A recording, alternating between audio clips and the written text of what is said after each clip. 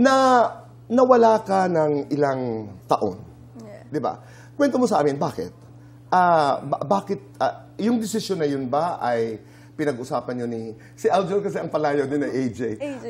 Alam mo, magkaibigan kami. Yes po. Kaibigan ko ang pamilya ni Yes Aljur. po. Oo, I know the family. Kaya alam kong marunong kumanta, musikero ang kanyang napakagandang pamilya. But anyway, napag-usapan niyo yun nung... sandali, hindi muna ako magsa-showbiz. Actually, Tito Boy, wala naman kaming dinisclose na talagang ayoko mag-showbiz. Okay. Wala nga, oo. Parang, Pero bigla ka na lang nawala. Nawalan ako ng gana, Tito Boy. Bakit? Siyempre, sa mga bashing, bata lang ako noon.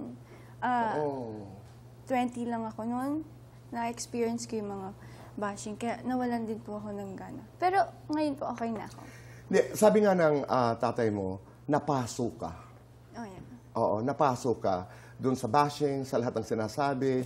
Ano ang naglalaro sa isipan mo noon? Parang, hindi ko na kaya, sobrang sakit. I mean, what was that like?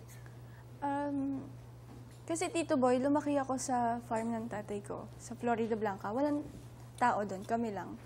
So, hindi ako sanay sa maraming tao na nagbibigay ng hindi magagandang Ng mga opinion. salita. Yes, Oo. hindi ako sanay.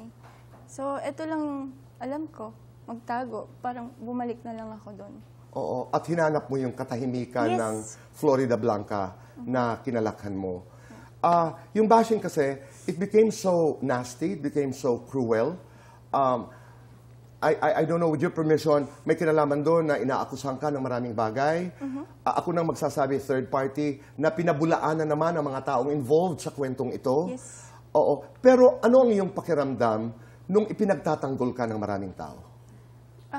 Nagpapasalamat ako, Tito Boy, para sa mga taong kayang humarap para ipagtanggol ako. At alam nila yung totoong story. Nagpapasalamat ako, grateful po ako dun sa kanila. Anong sinasabi ng tatay? Noong mga panahon na yon? Ang tatay Eric po kasi hindi naman po siya Hindi siya madaldal. madaldal. Pero mararamdaman mo yan na pagdating mo, hug ka niya. Okay ka lang, ganun lang siya. Nandito lang ako. Yeah. Oo. Oo. Alam mo, AJ, nung hindi pa kita nakikita, sabi ko, parang itong batang ito, parang, I know you're brave. I know you're palaban, pero hindi ko alam na ganito tahimik lang, Opo. napaka-simple lang. Ito talaga yon. Yes po. Oh, okay. Mahiyain po ako. Oo, at nakikita ko yon.